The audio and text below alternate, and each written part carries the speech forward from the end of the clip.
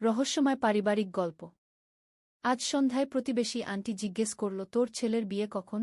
আর আমার ছেলে সবার সামনে বলে বসল, আমি শুধু মাকেই বিয়ে করব। সন্ধ্যায় বারান্দায় বসেছিলাম, পাশের বাড়ির রিনা আন্টির সাথে গল্প করছিলাম। ছেলে স্নান সেরে বারান্দায় এসে আমাদের সাথে বসল। রিনা আন্টি তাকে দেখে হাসতে হাসতে বলল, কি রে রফিক, এত বড় হয়ে গেছিস, বিয়েথা করবি কখন? আমিও হেসে বললাম, হ্যাঁ, এই নিয়ে তো ভাবতে হবে। ছেলে আমার দিকে তাকিয়ে বলল, আমার বিয়ের কথা ভাবার দরকার নেই। রিনা আন্টি অবাক হয়ে বলল, কেন রে? এই বয়সে তো বিয়ে করার কথা। আমি বিয়ে করব তো? ছেলে আমার হাত ধরল।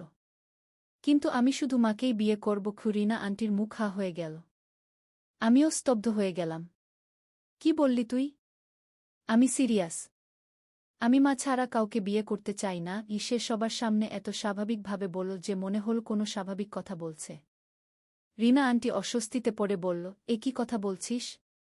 মায়ের মতো মেয়ে বিয়ে করবি এই বোঝাতে চাইছিস? না আন্টি, আমি আমার মাকেই বিয়ে করব। ছেলে একদম দৃঢ় স্বরে বলল। আমি তাকে ভালোবাসি, তাকে বিয়ে করতে চাই। রিনা আন্টি উঠে দাঁড়াল। আমার যাওয়ার সময় হয়েছে। আন্টি চলে যাওয়ার পর আমি ছেলের দিকে তাকালাম। তুই কি করলি? সবার সামনে এসব কি বললি? আমি সত্যি কথা বলেছি। সে আমার হাত ছেড়ে দেয়নি। আমি তোমাকে বিয়ে করতে চাই। সবাই জানুক। মানুষ কি বলবে? আমি পরোয়া করি না। আমি তোমাকে ভালোবাসি। তার চোখে এক অদ্ভুত জেদ। কাল থেকে আমি সবাইকে বলবো তুমি আমার ভবিষ্যৎ স্ত্রী। ও সন্ধ্যার অন্ধকার নামছিল, আর আমার মাথার ভেতর ঝড় উঠেছিল। এই গল্পটি সম্পূর্ণ শুনলে আপনাদের পানি অটোমেটিক বের হয়ে যাবে। যত দ্রুত সম্ভব হাতের কাছে টিস্যু নিয়ে বসে পড়ো। বিছানার চাদর যেন নষ্ট না হয় সেটা সম্পূর্ণ খেয়াল রাখার অনুরোধ জানিয়ে গল্পটি এখন শুরু করব। তার আগে সর্বশেষ অনুরোধ, দয়া করে এমন পানি বের করার গল্প নিয়মিত শুনতে আমাদের চ্যানেলটি সকলেই সাবস্ক্রাইব করুন। ধন্যবাদ। হ্যালো বন্ধুরা, আমার নাম প্রিয়াঙ্কা দাস। আমার বয়স ৪১ বছর। আমার স্বামীর নাম সুমিত দাস, বয়স ৪৪ বছর। আমাদের ৩ সন্তান, অর্জুন, তন্বী আর পূর্ণিমা। অর্জুন ১৮ বছর বয়সী, কলেজে পড়ে। তন্বী ১৪ বছর বয়সী, নবম শ্রেণীতে পড়ে। পূর্ণিমা ১০ বছর বয়সী, পঞ্চম শ্রেণীতে যায়। এই ঘটনার ২ দিন পর সকালে ঘুম থেকে উঠে দেখি অর্জুন আমার বিছানার পাশে দাঁড়িয়ে আছে। কি হয়েছে বাবা? আমি ঘুমের ঘোরে জিজ্ঞেস করলাম। মা, আমি তোমাকে কিছু গুরুত্বপূর্ণ কথা বলতে চাই। সে খুব গম্ভীর গলায় বলল। আমি বিছানায় উঠে বসলাম। কি বলবি? মা, আমি সত্যি করেই তোমাকে ভালোবাসি। এটা কোনো মজার কথা না। তার গলায় এক অদ্ভুত আবেগ। আমি জানি মানুষ কি ভাবতে পারে, কিন্তু আমি তোমাকে একজন নারী হিসেবে ভালোবাসি। আমার গলা শুকিয়ে গেল। অর্জুন, তুই কি বলছিস? মা, আমি প্রতিদিন তোমার কথা ভাবি। তুমি যখন হাসো, যখন রান্না করো, যখন আমার যত্ন নাও, সব সময় আমার মন কেমন করে। সে আমার হাত ধরার চেষ্টা করল, কিন্তু আমি সরিয়ে নিলাম। তুই কি অসুস্থ হয়ে গেছিস? এসব কি বলছিস? মা, আমি একদম সুস্থ। আমি শুধু আমার মনের কথা বলছি। তার চোখে অদ্ভুত এক আগুন জ্বলছিল। আমি তোমাকে ছাড়া আর কাউকে চাই না। তুমি যদি আমাকে একবার সুযোগ দাও। থামো, আমি চিৎকার করে উঠলাম। এসব কি বাজে কথা বলছিস? আমি তোর মা। আর আমি তোমার সন্তান। কিন্তু আমি তোমাকে মা হিসেবে না দেখে একজন সুন্দর নারী হিসেবে দেখি। সে কথাগুলো এত স্বাভাবিকভাবে বলল যে আমার গা ঘিন ঘিন করে উঠল। এমন সময় স্বামী সুমিত স্নান করে বেরিয়ে এলো। কি হচ্ছে এখানে? এত চিৎকার কেন? সে জিজ্ঞেস করল। অর্জুন সুমিতের দিকে ঘুরে দাঁড়াল। বাবা, আমি মায়ের সাথে একটা গুরুত্বপূর্ণ আলোচনা করছিলাম। সুমিত অবাক হয়ে আমার দিকে তাকাল। কি আলোচনা? আমি মাকে বলছিলাম যে আমি তাকে বিয়ে করতে চাই।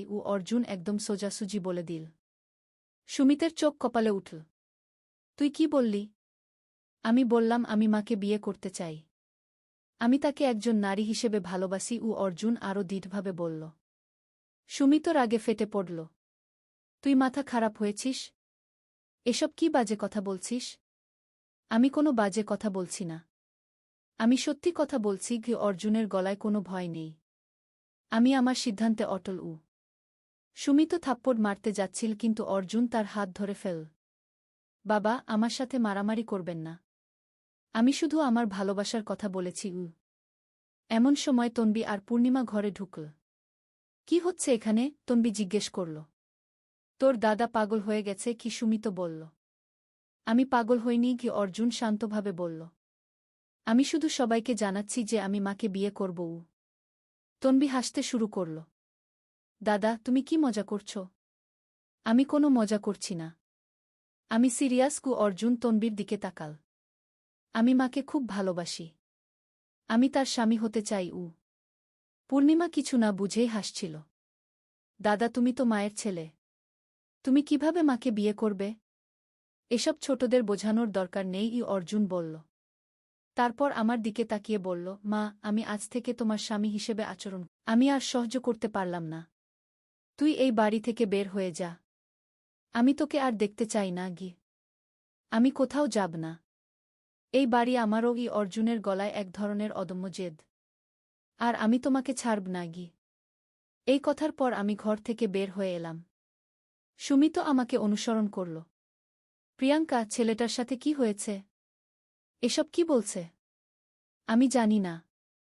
হঠাৎ করে এসব কেন বলছে? আমার গলা কাঁপছিল। বাকি দিনটা খুব কষ্টে কাটল। অর্জুন আমার পিছু ছাড়ছিল না। আমি যেখানে যাচ্ছি সে সেখানেই এসে হাজির। রান্নাঘরে গেলে সে এসে দাঁড়াচ্ছে। বারান্দায় গেলে সে এসে বসছে।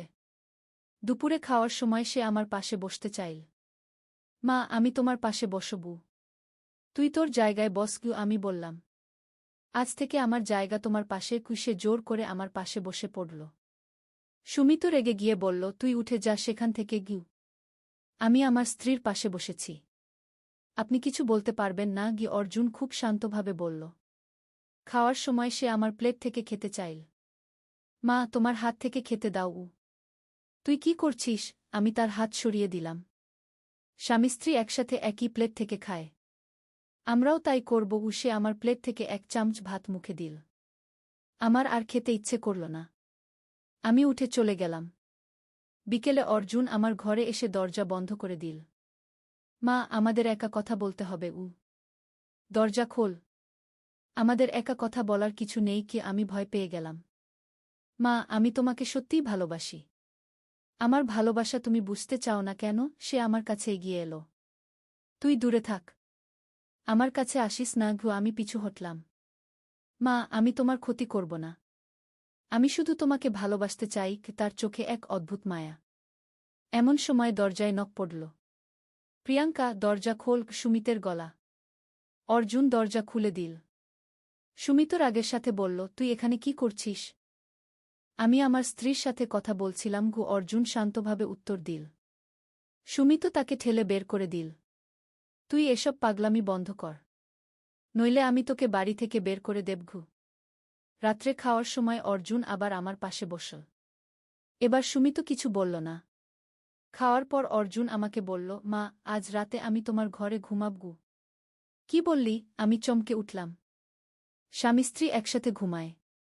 আমরাও একসাথে ঘুমাব। সে খুব স্বাভাবিকভাবে বলল। তুই তোর ঘরে গিয়ে ঘুমা। আমার ঘরে আসবি না। আমি দৃঢ়ভাবে বললাম। রাতে আমি আর সুমিত ঘরে শুয়েছি। আমি পাগল হইনি। আমি সিরিয়াস। অর্জুন বলল। আর তুমি আমাকে দাদা বলবে না। আমি তোমার মায়ের স্বামী। তন্বী আরও জোরে হাসল। তুমি আমার দাদা এবং তুমি আমার দাদাই থাকবে। এভাবে কয়েকদিন চল। অর্জুন আমার পিছু ছাড়ছিল না। সে যেকোনো সুযোগে আমার কাছে এসে তার ভালোবাসার কথা বলত।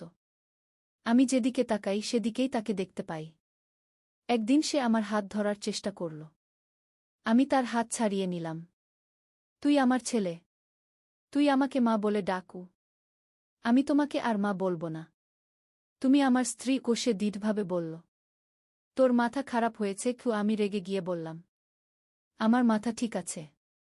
আমি শুধু তোমাকে ভালোবাসি। তার গলায় এক ধরনের আবেগ। এভাবে চলতে থাকল। অর্জুন আমাকে স্ত্রী মনে করে আচরণ করত। সে আমার জন্য ফুল নিয়ে আসত। আমার পছন্দের খাবার কিনে আনত। আমার যত্ন নিতে চাইত। কিন্তু আমি তার এসব আচরণ মেনে নিতে পারছিলাম না। আমি তাকে ছেলে হিসেবেই দেখি, স্বামী হিসেবে নয়। এমনভাবে প্রায় 2 সপ্তাহ চলে গেল। তারপর একদিন আমি লক্ষ্য করলাম অর্জুনের আচরণ একটু বদলেছে। সে আমার এত কাছে আসছে না। আমার পিছু ছাড়ছে না। 3 দিন পর সকালে অর্জুন আমার কাছে এসে বলল, মা, আমার মাথা খুব ব্যথা করছে। আমি কি করে তোমাকে এসব কথা বলেছি বুঝতে পারছি না গি। আমি অবাক হয়ে তার দিকে তাকালাম। তুই কি বলছিস? মা, আমি জানি না কেন তোমাকে এসব অদ্ভুত কথা বলেছি। আমার মনে হচ্ছে আমি যেন কারো নিয়ন্ত্রণে ছিলাম। সে মাথা চেপে ধরল। কি বলছিস তুই? আমি আরও অবাক হলাম। মা, আমি সত্যি বলছি। আমার মনে হচ্ছে যেন কেউ আমাকে দিয়ে এসব কথা বলিয়েছে। আমি এসব ভাবতেই পারি না যে অর্জুনের চোখে এখন আর সেই অদ্ভুত আগুন নেই। আমি চিন্তায় পড়ে গেলাম। হঠাৎ করে তার এমন পরিবর্তন কেন? সেদিন রাতে অর্জুন আমার ঘরে এসে ক্ষমা চাইল। মা, আমি খুব লজ্জিত। আমি তোমাকে কত কষ্ট দিয়েছি। তোর মাথা এখন ঠিক আছে? আমি জিজ্ঞেস করলাম। হ্যাঁ মা, আমি এখন স্বাভাবিক। আমি বুঝতে পারছি না কিভাবে আমি তোমাকে এসব কথা বলেছি। অর্জুন সত্যিই অনুতপ্ত মনে হচ্ছিল। কিন্তু আমার মনে সন্দেহ জাগল। হঠাৎ করে এমন পরিবর্তন? এর পেছনে নিশ্চয়ই কিছু আছে। পরদিন আমি অর্জুনের আচরণ লক্ষ্য করতে থাকলাম। সে আসলেই স্বাভাবিক হয়ে গেছে। আর আমাকে সেভাবে দেখছে না। কিন্তু সন্ধ্যায় যখন আমি বারান্দায় বসে চা খাচ্ছিলাম, হঠাৎ অর্জুন এসে আমার পাশে বসল। মা, আমি তোমাকে মিস করছি গু। আমি চমকে উঠলাম। কি বললি? মা, আমি তোমাকে খুব ভালোবাসি। আমি তোমাকে ছাড়া থাকতে পারি না। তার চোখে আবার সেই অদ্ভুত আগুন জ্বলে উঠল। আমি বুঝে গেলাম যে কিছু একটা গোলমাল আছে। দিনের বেলা সে স্বাভাবিক থাকে, কিন্তু সন্ধ্যার পর থেকে আবার অদ্ভুত আচরণ শুরু করে। অর্জুন, তুই কি করছিস? সকালে তো বললি তোর মাথা ঠিক হয়ে গেছে। আমি বললাম। মা, আমি জানি না কি হচ্ছে আমার সাথে। কিন্তু আমি তোমাকে ভালোবাসি। সে আমার হাত ধরার চেষ্টা করল। আমি তার হাত সরিয়ে দিয়ে ভেতরে চলে গেলাম। সুমিতকে বললাম, আমার মনে হচ্ছে অর্জুনের সাথে কিছু একটা অস্বাভাবিক ব্যাপার ঘটছে। কি রকম? সুমিত জিজ্ঞেস করল। দিনের বেলা সে স্বাভাবিক থাকে, কিন্তু সন্ধ্যার পর আবার সেই অদ্ভুত আচরণ শুরু করে। আমি ব্যাখ্যা করলাম। সুমিত চিন্তায় পড়ে গেল। তাহলে কিছু একটা সমস্যা আছে। আমরা ডাক্তারের কাছে নিয়ে যাব। পরদিন সকালে আমরা অর্জুনকে একজন মানসিক রোগের ডাক্তারের কাছে নিয়ে গেলাম।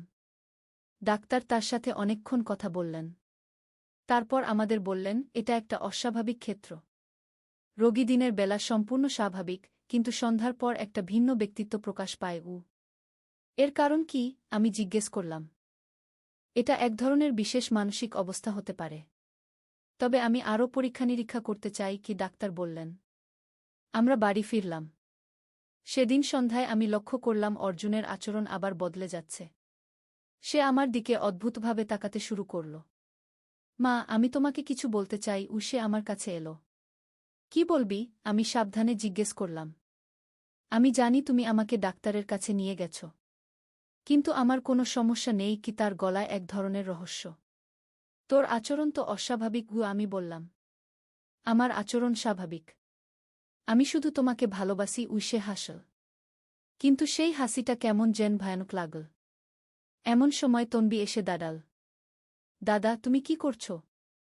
অর্জুন তনবির দিকে ঘুরে তাকাল। তার চোখের দৃষ্টি এমন অদ্ভুত যে তনবি ভয় পেয়ে গেল। তুমি আমার বোন নও। তুমি আমার স্ত্রীর মেয়ে। অর্জুন বলল। তনবি আরও ভয় পেয়ে গেল। দাদা, তুমি কি বলছ? আমি তোমার দাদা নই। আমি তোমার সৎবাবা। অর্জুনের গলায় এক ধরনের কর্তৃত্ব। আমি আর সহ্য করতে না পেরে চিৎকার করলাম, থামো। তুই কি বলছিস? অর্জুন আমার দিকে ঘুরে তাকাল। তুমি চিৎকার করো না। আমি সত্যি কথা বলছি। সুমিত দৌড়ে এসে অর্জুনকে ধরল। তুই এসব পাগলামি বন্ধ কর। আপনি আমাকে ছাড়ুন। আমি আমার পরিবারের সাথে কথা বলছি। অর্জুন সুমিতের হাত ছাড়িয়ে নিল। তোর পরিবার? আমরাই তোর পরিবার। সুমিত বলল। না, আমার পরিবার হলো আমার স্ত্রী প্রিয়াঙ্কা আর আমার সৎমেয়ে তনবি ও পূর্ণিমা। অর্জুন খুব ঠান্ডা গলায় বলল। এই কথা শুনে আমার মাথা ঘুরে গেল। এ কি হচ্ছে? আমার ছেলে কেন এসব বলছে? রাতে অর্জুন আবার আমার ঘরে আসার চেষ্টা করল। কিন্তু আমি দরজা বন্ধ করে রেখেছিলাম। মা, দরজা খোলো। আমি তোমার সাথে থাকতে চাই। সে দরজায় নক করল। আমি দরজা খুলব না। তুই তোর ঘরে গিয়ে ঘুমা। আমি বললাম। আমার ঘর তোমার সাথে। আমি তোমার স্বামী গুসে জোরে নক করতে থাকল। সুমিত এসে তাকে ধরে নিয়ে গেল। কিন্তু অর্জুন সারারাত আমার দরজার সামনে বসে রইল। পরদিন সকালে আমি দরজা খুলে দেখি অর্জুন মেঝেতে বসে আছে। কিন্তু তার চোখে এখন সেই অদ্ভুত ভাব নেই।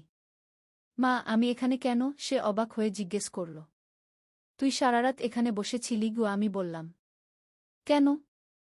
আমি তো কিছু মনে করতে পারছি না। সে মাথা চুলকাল। আমি বুঝে গেলাম যে দিনের বেলা সে সত্যিই কিছু মনে রাখে না। এভাবে আরও কয়েকদিন চল। দিনের বেলা অর্জুন স্বাভাবিক থাকে, কিন্তু সন্ধ্যার পর তার মধ্যে যেন অন্য একজন ঢুকে পড়ে। একদিন সন্ধ্যায় অর্জুন আমার কাছে এসে বলল, মা, আমি তোমাকে একটা সিক্রেট বলব। কি সিক্রেট? আমি জিজ্ঞেস করলাম। আমি আসলে অর্জুন নই, সে রহস্যময় গলায় বলল। আমার গা শিউরে উঠল। তুই কি বলছিস? আমি অন্য কেউ। আমি এই শরীরে ঢুকেছি কি? তার চোখে এক অদ্ভুত চকচকানি। কে তুই? আমি কাপা গলায় জিজ্ঞেস করলাম। আমি তোমার স্বামী। তোমার আসল স্বামী। গুসে হাসল। আমার পা কাঁপতে শুরু করল। কি বলছিস তুই? সুমি তো তোমার স্বামী নয়। আমি তোমার স্বামী। আমি মারা যাওয়ার পর এই ছেলের শরীরে এসেছি গু, অর্জুন বলল। তুই কি পাগল হয়ে গেছিস? আমি চিৎকার করলাম। আমি পাগল নই। আমি সত্যি কথা বলছি। আমি তোমার প্রথম স্বামী রঞ্জন। সে একদম শান্তভাবে বলল। আমার মাথায় বজ্রপাত হল। রঞ্জন আমার প্রথম স্বামী ছিল। অর্জুনের জন্মের 1 বছর পর সে একটা দুর্ঘটনায় মারা যায়। তারপর আমি সুমিতকে বিয়ে করি। রঞ্জন মারা গেছে 20 বছর আগে। আমি কাপা গলায় বললাম। আমি মরিনি। আমি তোমাদের পাশেই ছিলাম। কিন্তু এখন আমি এই ছেলের শরীরে ঢুকেছি তোমার কাছে ফিরে আসার জন্য। সে আমার হাত ধরার চেষ্টা করল। আমি তার হাত ছাড়িয়ে নিলাম। তুই মিথ্যে বলছিস। তুই অর্জুন। আমি অর্জুন নই। আমি রঞ্জন। তুমি আমাকে চিনতে পারছ না? তার চোখে অদ্ভুত আবেগ। এমন সময় সুমিত এসে দাঁড়াল। কি হচ্ছে এখানে? অর্জুন সুমিতের দিকে তাকাল। তুমি কে? তুমি এই বাড়িতে কি করছ? আমি এই বাড়ির কর্তা। আমি প্রিয়াঙ্কার স্বামী। সুমিত বলল। তুমি তার স্বামী নও। আমি তার স্বামী। তুমি একজন অপরিচিত লোক। অর্জুনের গলা রাগ। সুমিত অবাক হয়ে আমার দিকে তাকাল। ও কি বলছে? ও বলছে ও রঞ্জন। ও বলছে ও অর্জুনের শরীরে ঢুকেছে। আমি কাঁপতে কাঁপতে বললাম। সুমিতের চোখ বড় হয়ে গেল। কি বলল? আমি রঞ্জন। আমি প্রিয়াঙ্কার প্রথম স্বামী। আমি মারা যাওয়ার পর আমার স্ত্রী আর ছেলেকে দেখাশোনা করার জন্য তোমাকে ধন্যবাদ। কিন্তু এখন আমি ফিরে এসেছি। অর্জুন সুমিতের দিকে তাকিয়ে বলল। সুমিত রেগে গিয়ে বলল, তুই পাগল হয়ে গেছিস।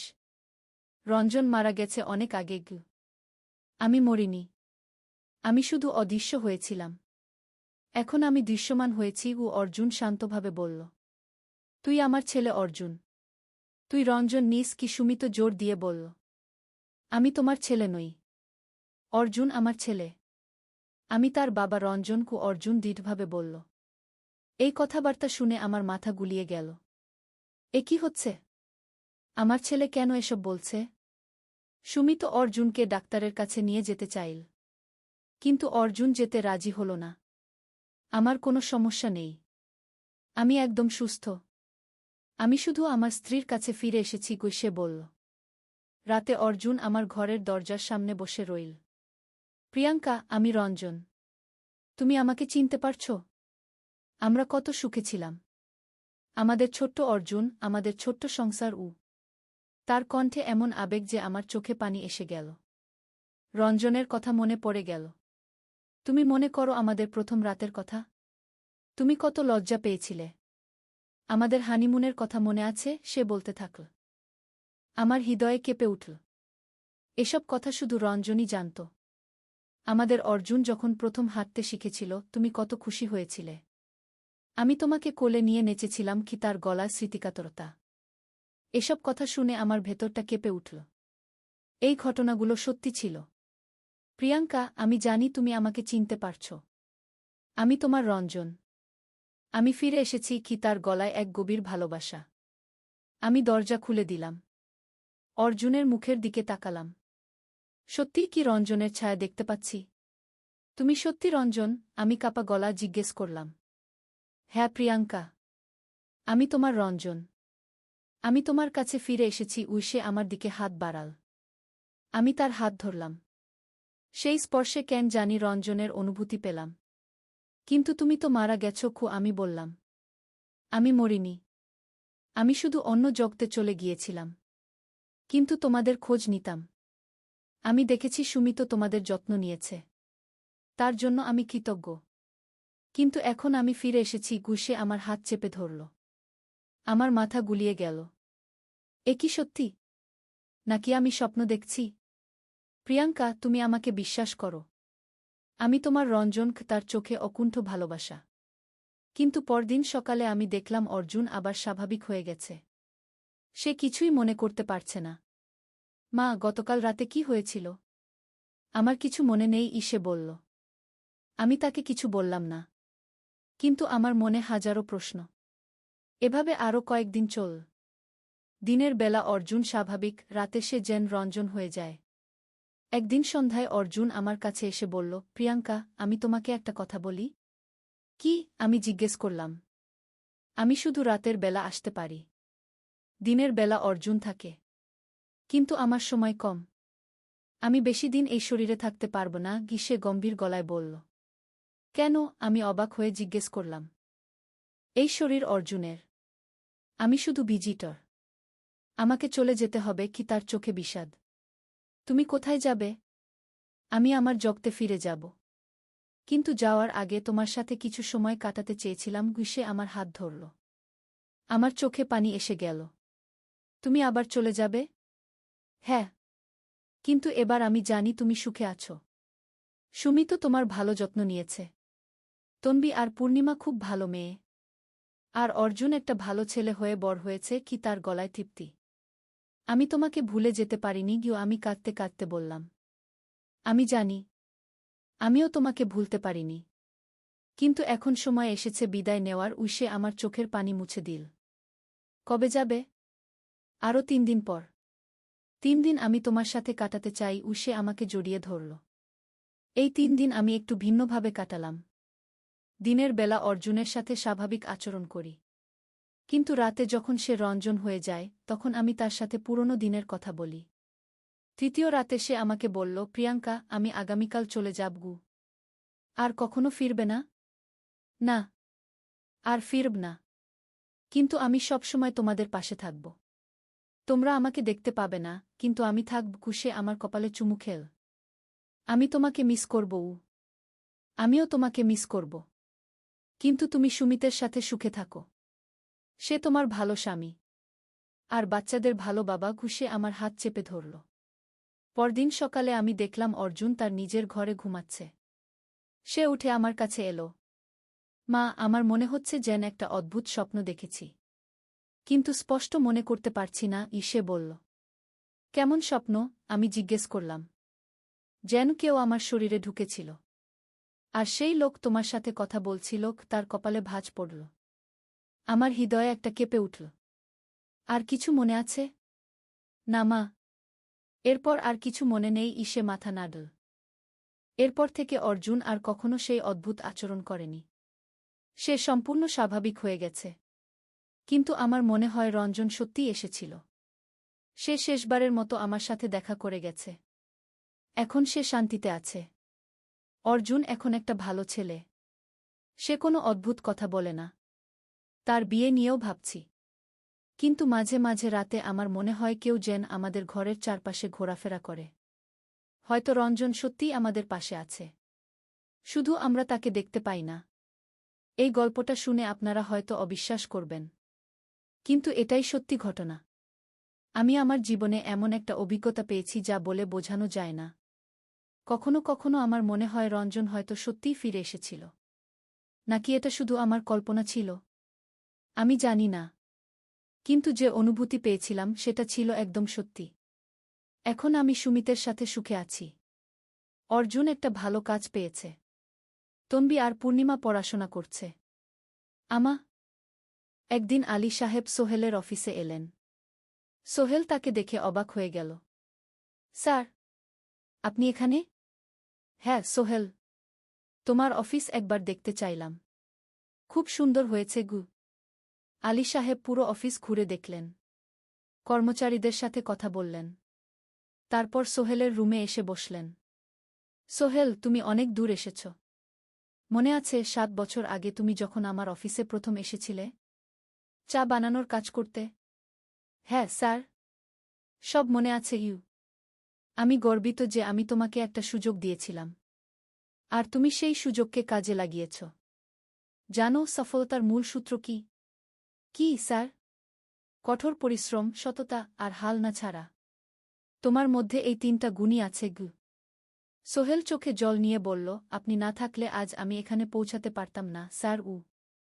না সোহেল, আমি শুধু একটা দরজা খুলে দিয়েছিলাম। ভেতরে ঢুকে পথ তৈরি করেছ তুমি নিজে গু। আলী সাহেব চলে যাওয়ার আগে বললেন, আমার একটা বড় প্রজেক্ট আছে। একটা 20 ফ্লোর বিজনেস টাওয়ার। আমি চাই তুমি এই প্রজেক্টে আমার সাথে পার্টনার হও।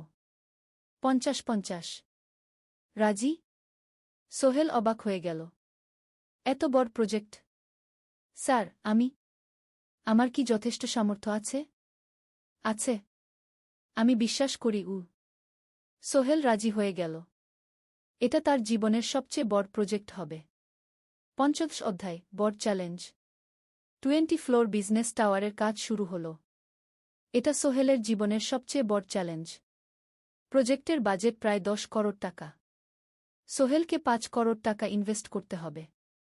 সোহেল তার সব সঞ্চয়ে, ব্যাংক লোন আর কিছু ইনভেস্টর থেকে টাকা জোগাড় করল। এটা একটা বিশাল ঝুঁকি। যদি প্রজেক্ট ব্যর্থ হয়, সব শেষ। মিনা চিন্তিত ছিল। সোহেল, এত বড় ঝুঁকি নেওয়া ঠিক হবে? মিনা, জীবনে বড় কিছু করতে হলে ঝুঁকি নিতে হয়। আমি এই সুযোগ হাতছাড়া করতে চাই না গিয়ে। কিন্তু যদি কিছু ভুল হয়? ভুল হবে না। আমি আলী সাহেবের সাথে আছি। উনি আমাকে গাইড করবেন। প্রজেক্ট শুরু হল। প্রথম 6 মাস সব ভালোই চলছিল। কাজ সময়মতো হচ্ছে, বাজেট ঠিক আছে। কিন্তু 7 মাসের মাথায় একটা বড় সমস্যা দেখা দিল। একজন প্রধান ইনভেস্টর হঠাৎ তার টাকা ফেরত চাইলেন। তিনি অন্য একটা জরুরি কাজে টাকা লাগবে বলে জানালেন। 1 করোড় টাকা ফেরত দিতে হবে। সোহেল বিপদে পড়ে গেল। 1 করোড় টাকা এখন কোথায় পাবে? প্রজেক্টে সব টাকা ঢেলে দিয়েছে। সে আলী সাহেবের সাথে কথা বলল। আলী সাহেব বললেন, চিন্তা করো না, আমি ব্যবস্থা করছি। কিন্তু আলী সাহেবও বড় একটা প্রজেক্টে আটকে আছেন। তার হাতে লিকুইড ক্যাশ নেই। সোহেল অন্য ব্যাংক থেকে লোন নেওয়ার চেষ্টা করল। কিন্তু ব্যাংক বলল, ইতিমধ্যে তার অনেক লোন আছে, নতুন লোন দিতে পারবে না। সোহেল রাতে ঘুমাতে পারছিল না। খাওয়া দাওয়া বন্ধ করে দিয়েছিল। মিনা তাকে দেখে খুব চিন্তিত হয়ে গেল। সোহেল, প্লিজ নিজেকে এভাবে শেষ করে ফেলো না। কোনো একটা রাস্তা বের হবেই কি। কিন্তু সোহেল কোনো রাস্তা দেখতে পাচ্ছিল না। ইনভেস্টর 15 দিন সময় দিয়েছে। 15 দিনের মধ্যে টাকা ফেরত না দিলে তিনি আইনি ব্যবস্থা নেবেন। 10 দিন কেটে গেল। সোহেল কোনো সমাধান খুঁজে পেল না। সে প্রায় হাল ছেড়ে দিয়েছিল। 11 দিনের দিন একটা অপ্রত্যাশিত ঘটনা ঘটল। জাহিদ ভাই, সোহেলের পুরনো সহকর্মী, তার অফিসে এলেন। জাহিদ ভাই এখন একটা রিয়েল এস্টেট কোম্পানিতে সিনিয়র ম্যানেজার। সোহেল, আমি তোমার সমস্যার কথা শুনেছি গু। হ্যাঁ ভাই, আমি বিপদে পড়েছি গু। আমি তোমাকে সাহায্য করতে চাই। আমার কিছু সঞ্চয় আছে, 5 লাখ টাকা। তুমি নাও। সোহেল চোখে জল নিয়ে বলল, ভাই আমি কিছু বলার দরকার নেই। তুমি আমাকে অনেক কিছু শিখিয়েছ। তোমার কাছ থেকে পরিশ্রম আর সততা শিখেছি। এখন আমার পালা তোমাকে সাহায্য করার। জাহিদ ভাই চলে যাওয়ার পর আরও 2 জন এলো। একজন সোহেলের পুরনো ক্লায়েন্ট, আরেকজন তার কর্মচারী। 2 জন মিলে আরও 8 লাখ টাকা দিল। করিম মামা 20 লাখ টাকা ব্যবস্থা করলেন। তার কিছু বন্ধুদের কাছ থেকে ধার করে। মিনা তার সব গয়না বিক্রি করে 10 লাখ টাকা দিল। সবাই মিলে প্রায় 45 লাখ টাকা জোগাড় হল। বাকি 65 লাখ টাকা সোহেল তার অফিসের সব অ্যাসেট বিক্রি করে আর একটা প্রাইভেট ফিন্যান্স কোম্পানি থেকে উচ্চ সুদে লোন নিয়ে ব্যবস্থা করল। ঠিক 14 দিনের দিন সোহেল ইনভেস্টরকে 1 করোড় টাকা ফেরত দিল। ইনভেস্টর টাকা নিয়ে চলে গেলেন। সোহেল তার অফিসে ফিরে এসে চেয়ারে বসে কাঁদল। এত চাপ, এত টেনশন, সব যেন একসাথে বের হয়ে এলো। মিনা এসে তাকে জড়িয়ে ধরল। আমরা পেরেছি সোহেল, আমরা পেরেছি গু। ষোড়শ অধ্যায়, পুনরুদ্ধার। এই ঘটনার পর সোহেল আরও সাবধান হয়ে গেল। সে বুঝল ব্যবসায় শুধু সাহস নয়, বুদ্ধিও লাগে। ঝুঁকি নিতে হয়, কিন্তু হিসাব করে। প্রজেক্ট চলতে থাকল। এবার সোহেল আরও সতর্কতার সাথে সবকিছু পরিচালনা করল। প্রতিটা খরচ হিসাব করল, প্রতিটা সিদ্ধান্ত ভেবেচিন্তে নিল। আরও 1 বছর পর 20 ফ্লোর বিজনেস টাওয়ার সম্পন্ন হল। চমৎকার বিল্ডিং, শহরের অন্যতম সুন্দর ভবন। বিল্ডিংয়ের উদ্বোধন অনুষ্ঠানে শহরের মেয়র এলেন। অনেক ব্যবসায়ী, সাংবাদিক এলো। সোহেলের নাম পত্রিকা ছাপা হল। স্বপ্নের শহরে এক তরুণ উদ্যোক্তার সফলতার গল্প। প্রজেক্ট থেকে সোহেলের লাভ হল প্রায় 2 করোড় টাকা। এই টাকা দিয়ে সে সব ঋণ শোধ করল। জাহিদ ভাইয়ের টাকা ফেরত দিল। করিম মামার ঋণ শোধ করল। যারা সাহায্য করেছিল সবাইকে টাকা ফেরত দিল। মিনার জন্য নতুন গয়না কিনল, আরও সুন্দর। তার মাকে গ্রামে একটা নতুন পাকা বাড়ি বানিয়ে দিল। মা কাঁদতে কাঁদতে বললেন, তোর বাবা বেঁচে থাকলে কত খুশি হতো। তুই আমার সব স্বপ্ন পূরণ করেছিস কি। সোহেল নিজেদের জন্য একটা ফ্ল্যাট কিনল। 4 রুমের ফ্ল্যাট, সমুদ্রের কাছে। এখন আর ভাড়া বাড়িতে থাকতে হয় না। সপ্তদশ অধ্যায়, প্রতিদান। সোহেল এখন একজন প্রতিষ্ঠিত উদ্যোক্তা। কিন্তু সে তার শেখ ভোলেনি। যে গ্রাম থেকে সে এসেছে, যারা তাকে সাহায্য করেছে, কাউকেই ভোলেনি। সে তার গ্রামে একটা স্কুল বানিয়ে দিল। সোহেল ফাউন্ডেশন স্কুল, গরিব ছেলেমেয়েরা ফ্রিতে পড়তে পারবে। ভালো শিক্ষক নিযোগ দিল। ভালো পড়াশোনার ব্যবস্থা করল। শহরে একটা ফ্রি মেডিকেল ক্লিনিক খুলল। গরিব মানুষরা ফ্রিতে চিকিৎসা পাবে। প্রতি বছর 10 জন মেধাবী কিন্তু গরিব ছাত্রছাত্রীকে স্কলারশিপ দেওয়া শুরু করল। তারা বিনামূল্যে পড়াশোনা করতে পারবে। একদিন একটা টিভি চ্যানেল সোহেলের ইন্টারভিউ নিতে এলো। আপনার সফলতার গোপন সূত্র কি? সোহেল একটু ভেবে বলল, কঠোর পরিশ্রম, সততা আর হাল না ছাড়া। এই 3টা জিনিস যদি কারো মধ্যে থাকে, সে যে কোনো কিছু অর্জন করতে পারে। আর সবচেয়ে বড় কথা, যারা আমাকে সাহায্য করেছে তাদের ছাড়া আমি কিছুই না। একা কেউ সফল হতে পারে না। গি, আপনার পরবর্তী স্বপ্ন কি? আমি চাই আরও মানুষকে সাহায্য করতে। আমার মতো যারা গ্রাম থেকে শহরে আসে, তাদের জন্য একটা ট্রেনিং সেন্টার খুলব। তারা সেখানে বিভিন্ন স্কিল শিখতে পারবে, চাকরি পাবে, নিজের পায়ে দাঁড়াতে পারবে। অষ্টাদশ অধ্যায়, নতুন প্রজন্ম। আরও 5 বছর কেটে গেল। সোহেল এখন 45 বছরের। তার মেয়ে সারা এখন 9 বছরের। স্কুলে ক্লাস 4-এ পড়ে। খুব মেধাবী মেয়ে। একদিন সারা বাবাকে জিজ্ঞেস করল, বাবা, তুমি কিভাবে এত বড় হলে? আমার বন্ধুরা বলে তুমি একজন সফল মানুষ গো। সোহেল তাকে কোলে নিয়ে বসল। বাবা, তুমি জানো, তোমার দাদু ছিলেন একজন স্কুল শিক্ষক। খুব সৎ মানুষ। কিন্তু আমরা গরিব ছিলাম। আমি রিক্সা চালাতাম গো। রিক্সা? সত্যি? হ্যাঁ। তারপর আমি এই শহরে এলাম। অনেক কষ্ট করেছি, কিন্তু হাল ছাড়িনি।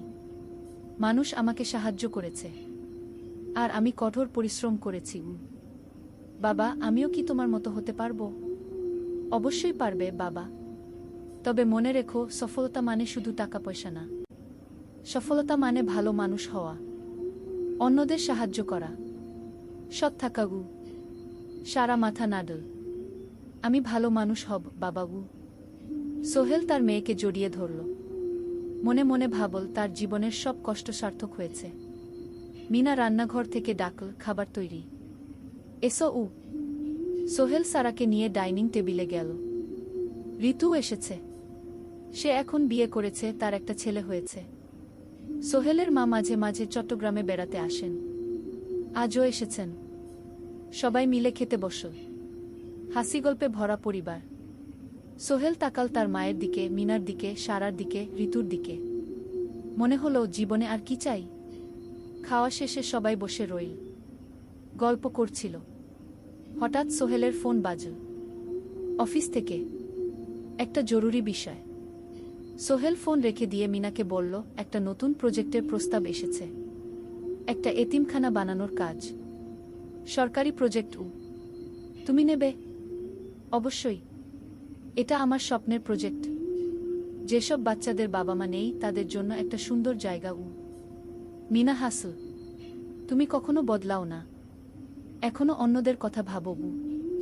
এটাই তো জীবন মিনা, শুধু নিজের জন্য বাঁচলে কি হবে? 49 অধ্যায়, উত্তরাধিকার। 10 বছর আরও কেটে গেল। সোহেল এখন 55 বছরের। তার চুলে পাক ধরেছে, কিন্তু শক্তি এখনো আগের মতোই। সারা এখন 19 বছরের। সে বিশ্ববিদ্যালয়ে ইঞ্জিনিয়ারিং পড়ছে। সে চায় বাবার মতো কনস্ট্রাকশন ইন্ডাস্ট্রিতে কাজ করতে। একদিন সারা বাবাকে বলল, বাবা, আমি তোমার কোম্পানিতে কাজ করতে চাই। এখনো তো তোর পড়াশোনা বাকি। জানি, কিন্তু আমি এখন থেকেই শিখতে চাই। ছুটির দিনে তোমার সাথে সাইটে যেতে চাই, দেখতে চাই কিভাবে কাজ হয়। সোহেল খুশি হয়ে গেল। তার মেয়ে তার পথ অনুসরণ করতে চায়। ঠিক আছে, কিন্তু শর্ত হলো তোকে সবকিছু নিজ থেকে শিখতে হবে। কোনো স্পেশাল ট্রিটমেন্ট পাবি না। আমি তো তাই চাই বাবাগু। সারা তার বাবার সাথে কাজ শিখতে শুরু করল। সে দেখল কিভাবে শ্রমিকরা কাজ করে, কিভাবে ম্যাটেরিয়াল বাছাই করতে হয়, কিভাবে একটা প্রজেক্ট ম্যানেজ করতে হয়। সোহেল তাকে কোনো সহজ পথ দিল না। সারাকেও সবার মতো কষ্ট করতে হলো। সাইটে রোদে দাঁড়িয়ে থাকতে হলো, শ্রমিকদের সাথে কথা বলতে হলো, কিন্তু সারা হাল ছাড়ল না। সে তার বাবার মেয়ে, পরিশ্রম করতে জানে। 3 বছর পর সারা গ্রাজুয়েট হলো। সে সোহেলের কোম্পানিতে জুনিয়র প্রজেক্ট ম্যানেজার হিসেবে যোগ দিল। সোহেল ধীরে ধীরে সারাকে বড় দায়িত্ব দিতে শুরু করল। সারা তার বাবার মতোই সৎ, পরিশ্রমী। 20 অধ্যায়, সমাপ্তি নয়, নতুন শুরু। আরও 5 বছর পর সোহেল এখন 60 বছরের। সে সিদ্ধান্ত নিল, এবার অবসর নেওয়ার সময় এসেছে। কোম্পানির দায়িত্ব সারাকে দেবে। একটা অনুষ্ঠান করা হলো। সোহেল আনুষ্ঠানিকভাবে কোম্পানির চেয়ারম্যান পদ থেকে অবসর নিল। সারা হলো নতুন ম্যানেজিং ডিরেক্টর।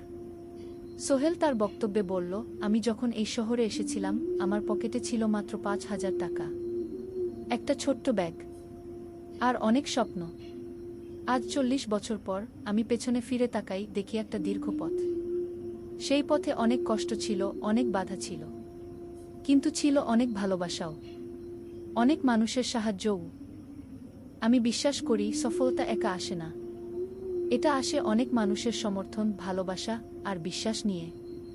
আমি যা কিছু অর্জন করেছি তা আমার একার না, এটা আমার পরিবারের, আমার কর্মচারীদের, আমার বন্ধুদের, সবার।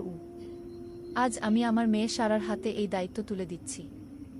আমি জানি সে আমার চেয়ে ভালো করবে, কারণ সে শিখেছে আমার ভুল থেকে, আমার অভিজ্ঞতা থেকে। অনুষ্ঠান শেষ হলো, সবাই চলে গেল। সোহেল আর মিনা অফিসে একা দাঁড়িয়ে রইল। মিনা, মনে আছে আমরা প্রথম কখন দেখা হয়েছিলাম? হ্যাঁ, তোমার সেই ছোট্ট মুদি দোকানে। তুমি বিস্কুট কিনতে এসেছিলে। কে ভেবেছিল সেই দিন থেকে আমাদের এই পর্যস্বপ্নের শহর। প্রথম অধ্যায়, যাত্রা শুরু। সকাল 7টা বেজে গেছে। ঢাকার কমলাপুর রেল স্টেশনে মানুষের ভিড়। চারদিকে চা বিস্কুট বিক্রেতাদের চিৎকার, ট্রেনের হর্ন আর যাত্রীদের কোলাহল। এই বিশাল ভিড়ের মধ্যে একটা ছোট্ট ব্যাগ হাতে দাঁড়িয়ে আছে সোহেল। বয়স মাত্র 22। গায়ের রং শ্যামলা, চোখে স্বপ্নের ঝিলিক। ভাইজা, চট্টগ্রামের টিকিট আছে? সোহেল টিকিট কাউন্টারের সামনে দাঁড়িয়ে জিজ্ঞেস করল। আছে। 3 টাকা। কাউন্টারের লোকটা উত্তর দিল। সোহেল তার পকেট থেকে টাকা বের করল। মোট 5,000 টাকা। এই টাকা সে জমিয়েছে গত 3 বছরে রিক্সা চালিয়ে। তার স্বপ্ন ছিল চট্টগ্রাম গিয়ে একটা ভালো চাকরি পাওয়া। গ্রামে আর থাকতে চায় না সে। বাবা মারা গেছেন 10 বছর আগে।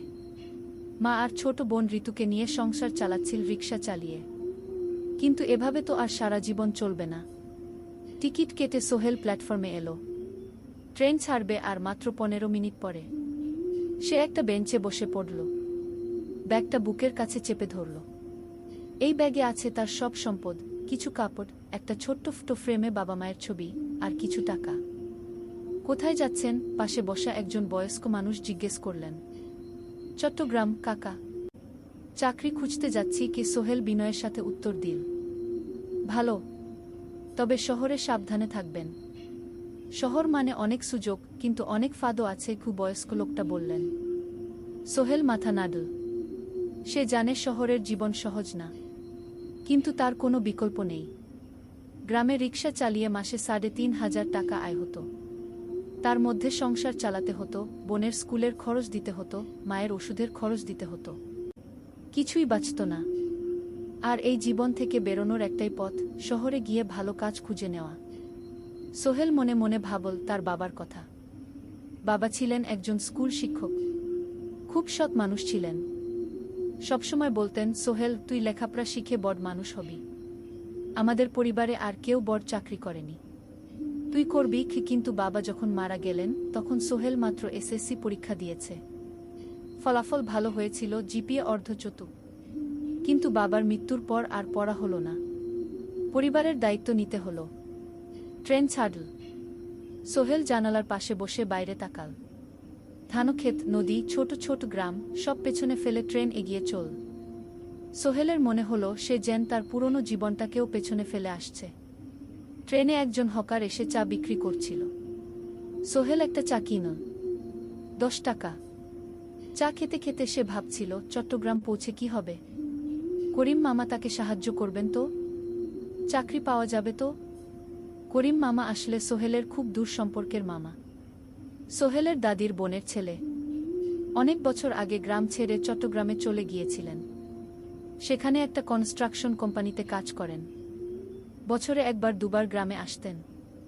গত বছর যখন এসেছিলেন তখন সোহেলের মাকে বলেছিলেন, সোহেলকে চট্টগ্রাম পাঠান, আমি একটা কাজের ব্যবস্থা করে দেব।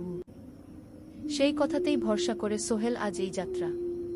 দ্বিতীয় অধ্যায়, নতুন শহর। চট্টগ্রাম পৌঁছাতে প্রায় 6 ঘন্টা লেগে গেল। দুপুর 1টা বাজে। সোহেল স্টেশন থেকে বের হয়ে শহরের রাস্তায় দাঁড়াল। কি বিশাল শহর!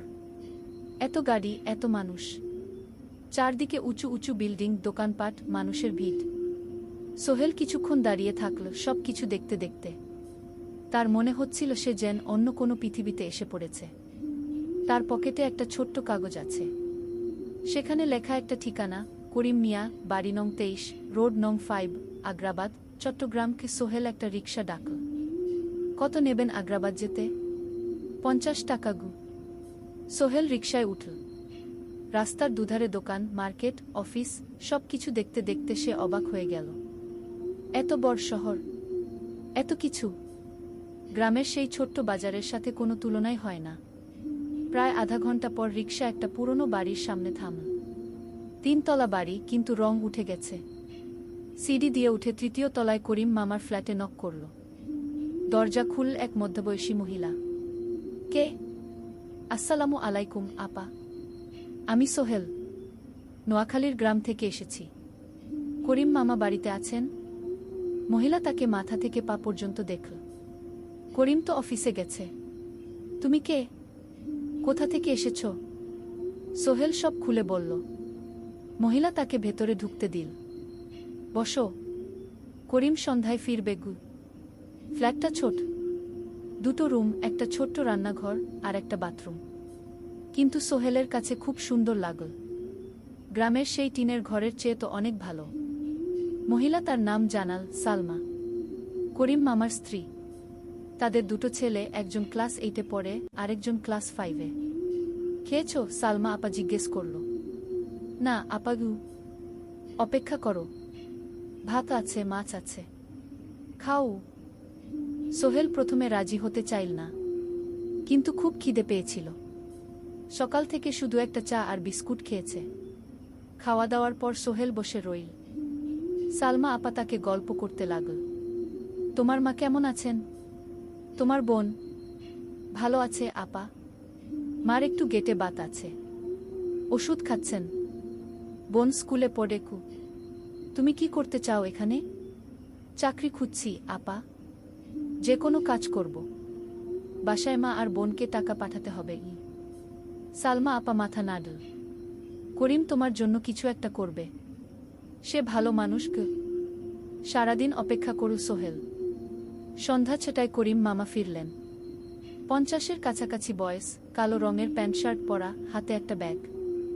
আরে সোহেল, কবে এলি? করিম মামা খুশি হয়ে বললেন। আজ সকালে মামা। করিম মামা তাকে জড়িয়ে ধরলেন। অনেকদিন পর দেখলাম। কেমন আছিস? ভালো আছি মামা গি।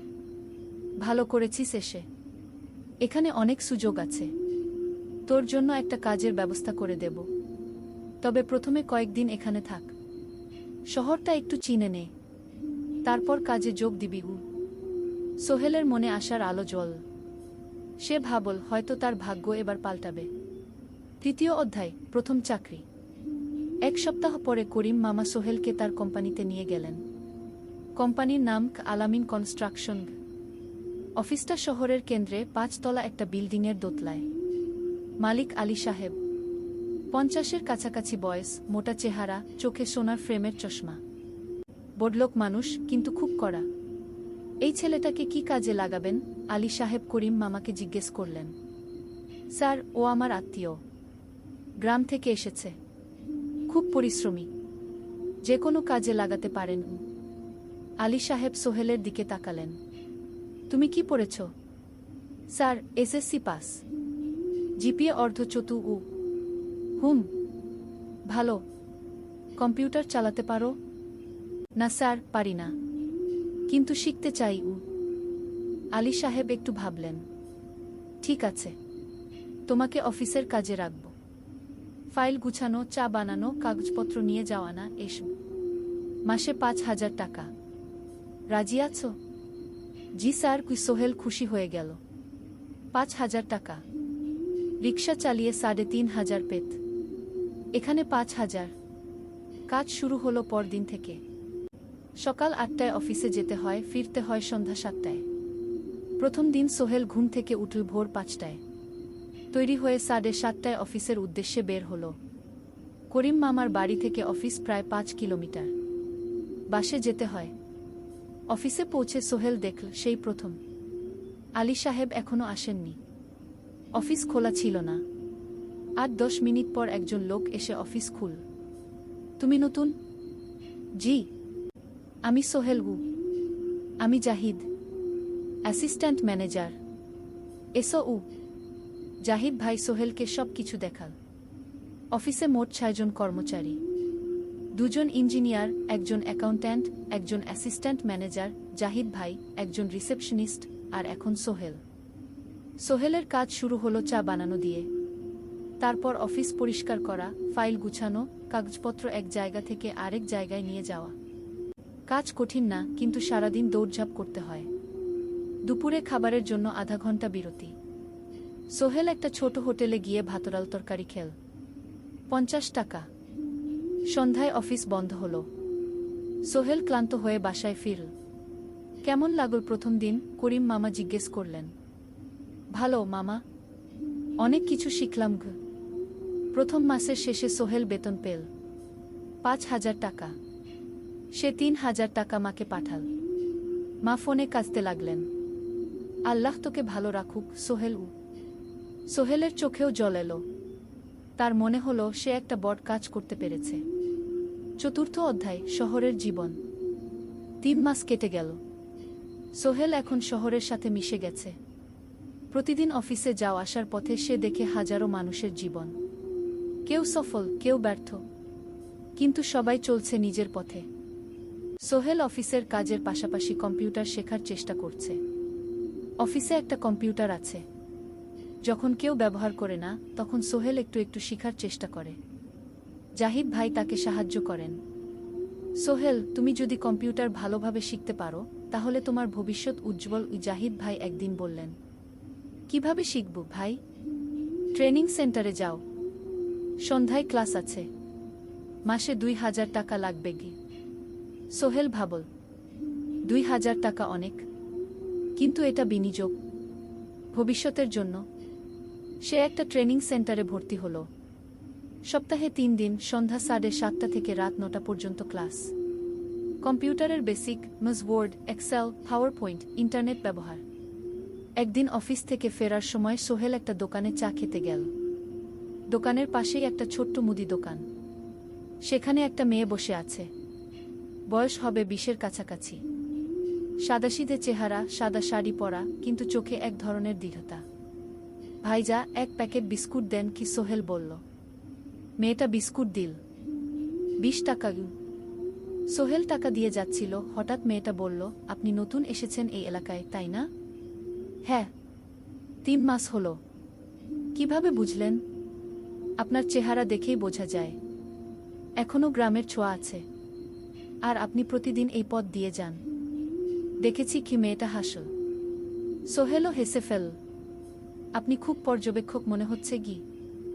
জীবনে অনেক কিছু দেখেছি, তাই মানুষকে চিনতে শিখেছি গি। আপনার নাম? মিনা। এই দোকান আমার বাবার। উনি অসুস্থ, তাই আমি দেখছি গু। সেদিন থেকে সোহেল প্রায়ই সেই দোকানে যেতে শুরু করল। মিনার সাথে গল্প করত। ধীরে ধীরে তাদের মধ্যে একটা বন্ধুত্ব তৈরি হলো।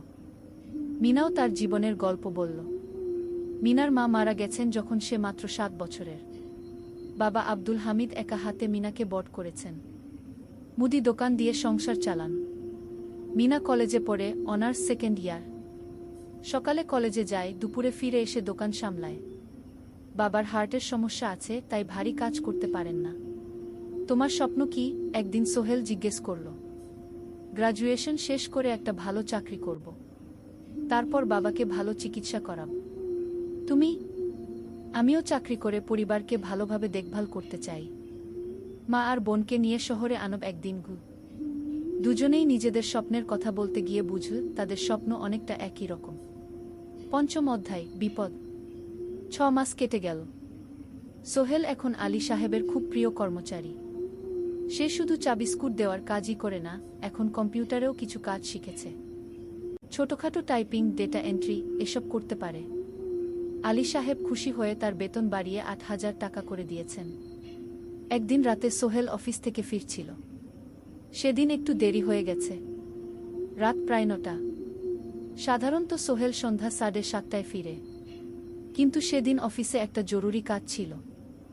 বাস থেকে নেমে সোহেল বাড়ির দিকে হাঁটছিল। হঠাৎ একটা অন্ধকার গলিতে 3 জন লোক তাকে ঘিরে ধরল। তাদের চেহারা দেখেই বোঝা যাচ্ছিল ভালো উদ্দেশ্য নিয়ে আসেনি।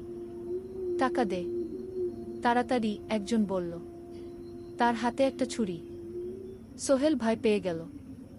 ভাই, আমার কাছে খুব কম টাকা আছে গি। যা আছে দে, তাড়াতাড়ি করো। সোহেল কাঁপতে কাঁপতে তার পকেট থেকে 5 টাকা বের করে দিল। এই টাকা দিয়ে সে বাজার করবে ভেবেছিল, কিন্তু ছিনতাইকারীরা সন্তুষ্ট হল না। শুধু 5 টাকা? তোর ব্যাগে কি আছে? তারা সোহেলের ব্যাগ কেড়ে নিল। ব্যাগে ছিল তার মোবাইল, কম্পিউটার ট্রেনিং সেন্টারের সার্টিফিকেট আর কিছু গুরুত্বপূর্ণ কাগজপত্র। না ভাই, ব্যাগটা ফেরত দেন। ওতে আমার জরুরি জিনিস আছে। মোবাইল নিয়ে নেন, কিন্তু ব্যাগটা দেন গু। কিন্তু ওরা শুনল না। একজন সোহেলকে জোরে ধাক্কা দিল। সোহেল পড়ে গেল। মাথা রাস্তার কংক্রিটে ধাক্কা লেগে গেল। রক্ত বের হলো।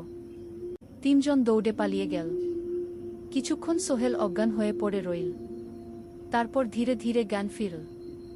মাথায় প্রচণ্ড ব্যথা। সে উঠে দাঁড়ানোর চেষ্টা করল, কিন্তু মাথা ঘুরছিল।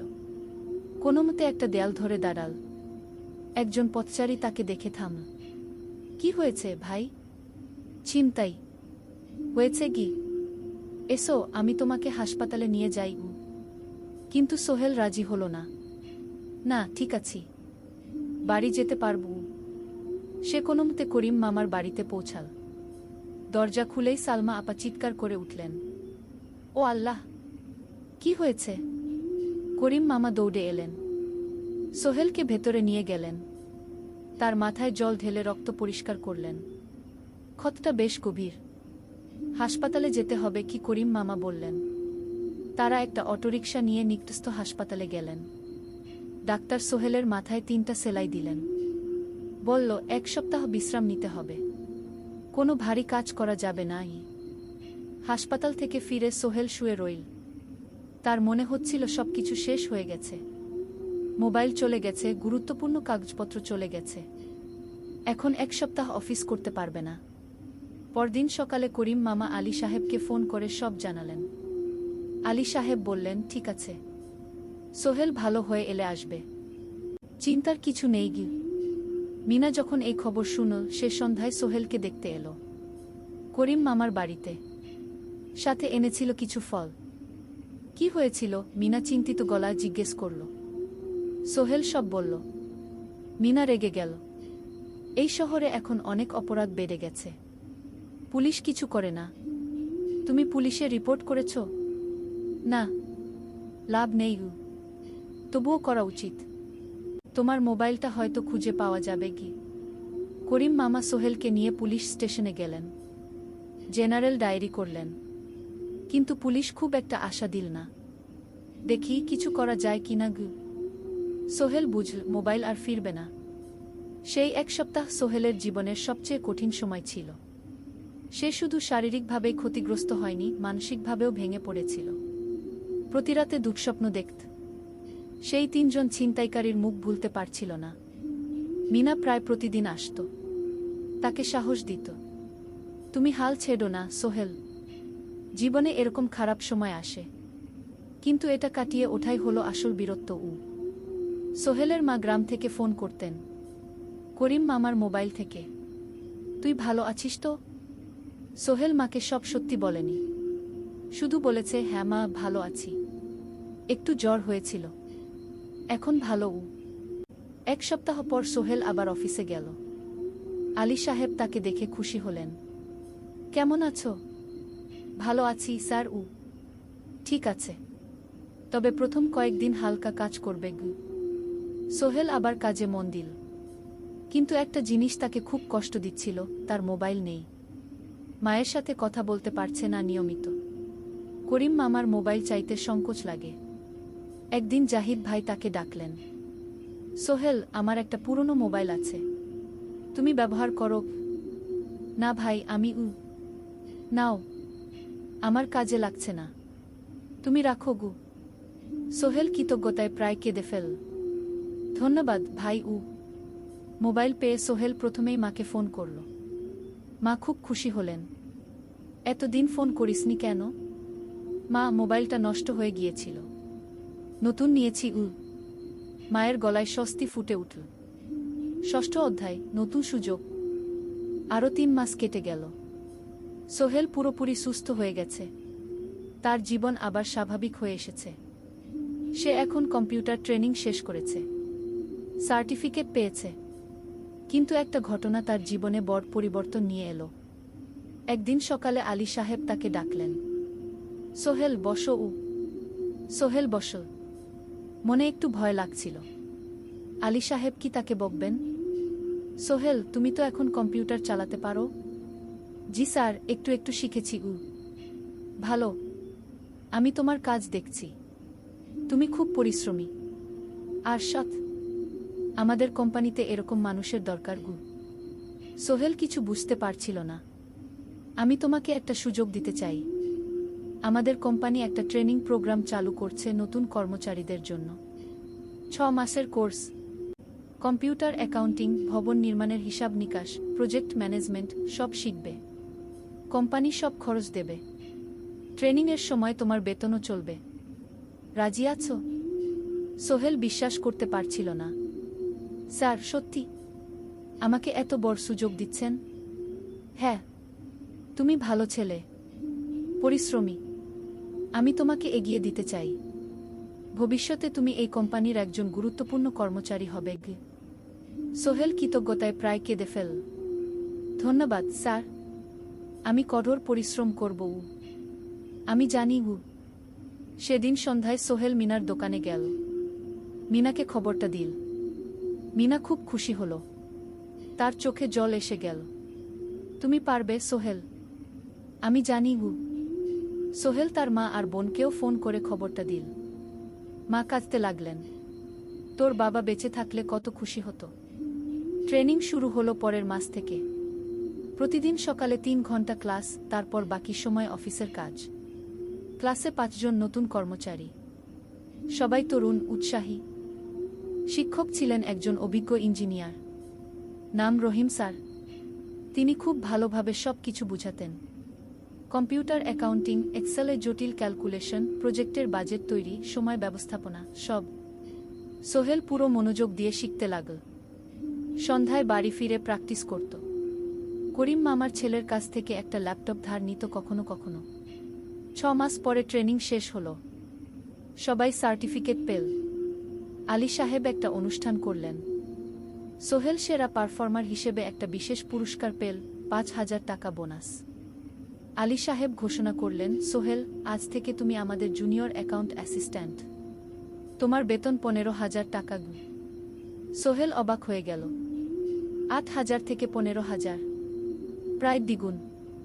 সেদিন রাতে সোহেল ঘুমাতেই পারল না। খুশিতে, উত্তেজনায় তার চোখে ঘুম নেই। সে ভাবল তার জীবন কিভাবে বদলে যাচ্ছে। 2 বছর আগে যে রিকশা চালাত, আজ সে একটা নামকরা কোম্পানির অ্যাকাউন্ট অ্যাসিস্ট্যান্ট। 7ম অধ্যায়, প্রেম ও প্রস্তাব। 1.5 বছর হয়ে গেল সোহেলের চট্টগ্রাম আসার। সে এখন একজন সফল যুবক। তার মা গ্রামে খুব খুশি। প্রতি মাসে সোহেল 10,000 টাকা পাঠায়। ছোট বোন ঋতু এখন কলেজে ভর্তি হয়েছে সোহেলের পাঠানো টাকায়। মায়ের চিকিৎসাও ভালোভাবে হচ্ছে। মিনার সাথে সোহেলের সম্পর্ক এখন আর শুধু বন্ধুত্ব নয়। দুজন দুজনকে ভালোবাসে। কিন্তু কেউ কাউকে সরাসরি বলার সাহস পায়নি। প্রতিদিন দেখা হয়, গল্প হয়, কিন্তু সেই একটা কথা বলা হয়ে ওঠে না। একদিন শুক্রবার ছুটির দিন। সোহেল মিনাকে বলল, আজ কি একটু ঘুরতে যাবে? কোথায়? পতেঙ্গা বিচ। তুমি কি কখনো গেছ? না। কিন্তু আমার দোকান গ। শুক্রবার। তোমার বাবা সামলাবে গ। মিনা রাজি হয়ে গেল। দুপুরে দুজনে বাস নিয়ে পতেঙ্গা গেল। সমুদ্র দেখে মিনা অবাক হয়ে গেল। কি সুন্দর! দুজনে বালিতে বসল। ঢেউয়ের শব্দ শুনতে শুনতে গল্প করছিল। হঠাৎ সোহেল বলল, মিনা, তোমার সাথে কিছু বলার ছিল। বলো। সোহেল একটা লম্বা শ্বাস নিল। তুমি জানো, আমি তোমাকে ভালোবাসি। মিনা হাসল। তার চোখ ভিজে গেল। জানি। আমিও তোমাকে ভালোবাসি সোহেল। সোহেল অবাক হয়ে গেল। সত্যি? হ্যাঁ। অনেকদিন ধরেই জানি। তুমি আমার জীবনে এসে সব কিছু বদলে দিয়েছ। তোমার সাথে থাকলে আমার মনে হয় আমি যে কোনো কিছু করতে পারব। দুজনে কিছুক্ষণ চুপ করে বসে রইল। সমুদ্রের ঢেউ এসে পায়ে লাগছিল। সূর্য পশ্চিমে ঢলে পড়ছে। আকাশ লাল কুমলা হয়ে গেছে। কিন্তু আমার বাবার সাথে কথা বলতে হবে কি? মিনা বলল। আমি তৈরি। যখন বলবে তখন বলবো। পরের সপ্তাহে সোহেল মিনার বাবার সাথে কথা বলল। আব্দুল হামিদ সাহেব প্রথমে একটু দ্বিধা করলেন। তুমি কোনো পরিবারের ছেলে? তোমার বাবা কি করতেন? সোহেল সব সত্যি বলল। তার বাবা ছিলেন স্কুল শিক্ষক। মারা গেছেন 10 বছর আগে। মা গ্রামে থাকেন। ছোট বোন কলেজে পড়ে। তুমি নিজে কি করো? আমি আলামিন কনস্ট্রাকশন কোম্পানিতে জুনিয়র অ্যাকাউন্ট অ্যাসিস্ট্যান্ট। মাসে 15,000 টাকা বেতন। আব্দুল হামিদ সাহেব ভাবলেন। তারপর বললেন, দেখো, মিনা আমার একমাত্র সন্তান। তার মা নেই। আমি একা তাকে বড় করেছি। আমি চাই মিনা একজন ভালো ছেলের সাথে বিয়ে হোক। তুমি দেখতে ভালো ছেলে মনে হচ্ছে। কিন্তু আমাকে তোমার মায়ের সাথে দেখা করতে হবে। তোমার পরিবারকে জানতে হবে। জি আঙ্কেল, আমি ব্যবস্থা করছি। সোহেল খুশিতে আটখানা। সে সেদিন রাতেই তার মাকে ফোন করল। মাকে সব বলল। মা প্রথমে অবাক হলেন। তারপর খুশি হলেন। মিনা মেয়েটা কেমন? খুব ভালো মা। তুমি দেখলে পছন্দ করবে। ঠিক আছে। আমি আর ঋতু আসছি চট্টগ্রাম। 2 সপ্তাহ পর সোহেলের মা আর বোন চট্টগ্রাম এলো। সোহেল তাদের নিয়ে মিনার বাড়িতে গেল। 2 পরিবার একসাথে বসল। মিনার বাবা সোহেলের মাকে দেখে খুশি হলেন। সোহেলের মা সহজ সরল ভদ্রমহিলা। আপনার ছেলে খুব ভালো। মিনা তাকে পছন্দ করে। আমিও রাজি। আব্দুল হামিদ সাহেব বললেন। আমার সোহেল সৎ ছেলে। মিনাকে খুব ভালোবাসে। আমি জানি ও মিনাকে সুখে রাখবে। কি? সোহেলের মা বললেন। বিয়ের তারিখ ঠিক হলো 3 মাস পর। এই 3 মাসে সোহেল যথেষ্ট টাকা জমাবে। বিয়ে হবে সাদামাটা কিন্তু সুন্দর। 8ম অধ্যায়, নতুন পথ। 3 মাস কেটে গেল দ্রুত। সোহেল প্রতিদিন কঠোর পরিশ্রম করছিল। অফিসে তার কাজের প্রশংসা হচ্ছে। আলী সাহেব তাকে এখন ছোটখাটো প্রজেক্টের হিসাব দেখতে দিচ্ছেন। সোহেল তার সঞ্চিত টাকা দিয়ে বিয়ের আয়োজন করল। বিয়ে হলো মিনার বাড়ির কাছের একটা কমিউনিটি সেন্টারে। খুব বেশি লোক আসেনি, দুই পরিবারের আত্মীয় স্বজন আর অফিসের কয়েকজন সহকর্মী।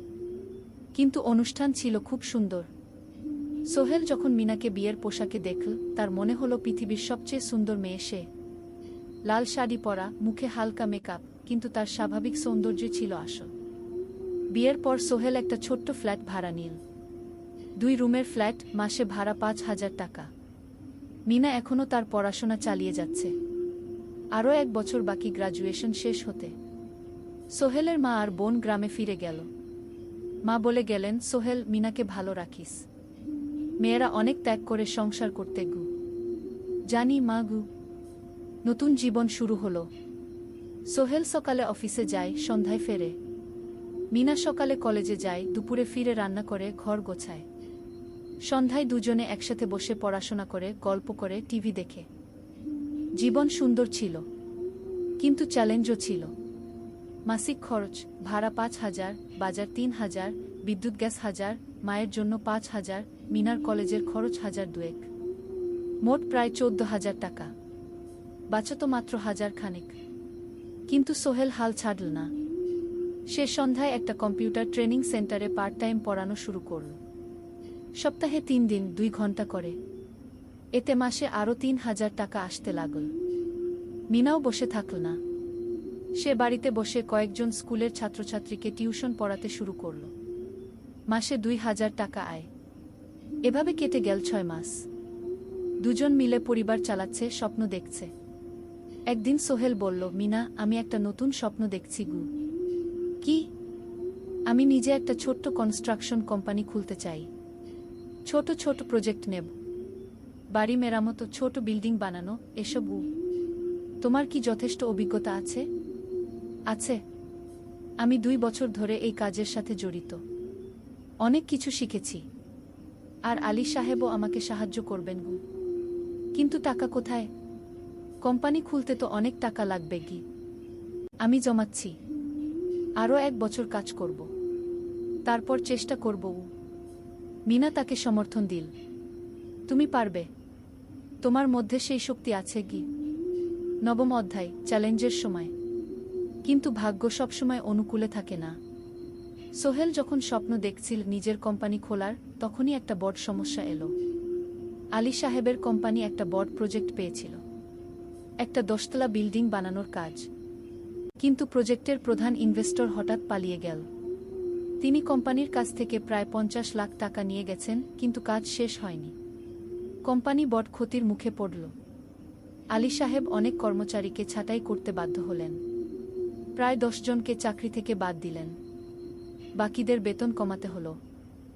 সোহেলকে আলী সাহেব ডেকে বললেন, সোহেল, আমি তোমাকে রাখতে চাই। তুমি বিশ্বস্ত কর্মচারী, কিন্তু তোমার বেতন কমাতে হবে। 15,000 থেকে 10,000 সোহেল মনে মনে চিন্তায় পড়ে গেল। 10,000 টাকায় সংসার চলবে কিভাবে? মায়ের খরচ, ভাড়া, বাজার সব মিলিয়ে তো 14,000 টাকা লাগে। কিন্তু সে কিছু বলল না। ঠিক আছে স্যার। বাড়ি ফিরে সোহেল মিনাকে সব বলল। মিনা চিন্তিত হয়ে গেল। এখন কি হবে? চিন্তা করো না, আমি পার্ট টাইম টিউশনির সময় বাড়াব। আর তুমিও বেশি করে টিউশন নাও। কিন্তু আমার তো পড়াশোনাও আছে গি। জানি, কিন্তু এখন এটাই করতে হবে গু। সোহেল সন্ধ্যায় আরও 2টো জায়গায় পার্ট টাইম কাজ খুঁজল। একটা দোকানের সন্ধ্যায় হিসাব দেখার কাজ পেল, মাসে 2,000 টাকা। আরেকটা জায়গায় সপ্তাহান্তে কম্পিউটার রিপেয়ারের কাজ পেল, মাসে 1,500 টাকা। মিনাও 3 জন নতুন স্টুডেন্ট নিল টিউশনে। তার আয় বাড়ল 2,000 থেকে 3,500-এ। কঠিন সময় ছিল। সোহেল সকাল 8টায় অফিসে যেত, সন্ধ্যা 6টায় ফিরত। তারপর একটু বিশ্রাম নিয়ে 7:30টায় বের হতো পার্ট টাইম কাজে। রাত 10টায় বাড়ি ফিরত। রবি সোমবার কম্পিউটার রিপেয়ারের কাজ। মিনাও সকালে কলেজে যেত, দুপুরে ফিরে রান্না করত, তারপর বিকেলে টিউশন পড়াত। রাতে খাওয়া দাওয়ার পর পড়াশোনা করত। দুজনেরই শরীর খারাপ হতে শুরু করল। সোহেল একদিন অফিসে অজ্ঞান হয়ে পড়ে গেল। ডাক্তার দেখাতে নিয়ে গেল। ডাক্তার বলল অতিরিক্ত পরিশ্রম, শরীরে পুষ্টির অভাব, ঠিকমতো খাচ্ছেন না মনে হচ্ছে ঘি। সত্যি কথা, খরচ বাঁচাতে সোহেল আর মিনা অনেক সময় কম খেত। মাংস মাছ কিনত সপ্তাহে একদিন, বাকি সময় শাকসবজি ডাল। মিনা সোহেলকে বলল, আর নয় সোহেল, তুমি এভাবে নিজেকে শেষ করে ফেলছ। আমার পড়াশোনা বন্ধ করে দিই, আমি ফুল টাইম চাকরি করি কি। না, সোহেল জোর দিয়ে বলল, তোমার পড়াশোনা বন্ধ হবে না, আরও মাত্র 6 মাস বাকি, তুমি গ্রাজুয়েট হবেই গু। কিন্তু তুমি আমি ঠিক হয়ে যাব, চিন্তা করো না গে। কিন্তু পরিস্থিতি আরও খারাপ হলো যখন সোহেলের মায়ের অসুখ হলো, হার্টের সমস্যা। হাসপাতালে ভর্তি করতে হলো, খরচ 50,000 টাকা। সোহেলের হাতে এত টাকা কোথায়? সে করিম মামার কাছে ধার চাইল। করিম মামা 20,000 টাকা দিলেন, বাকি 30,000 টাকা সোহেল একটা এনজিও থেকে ঋণ নিল।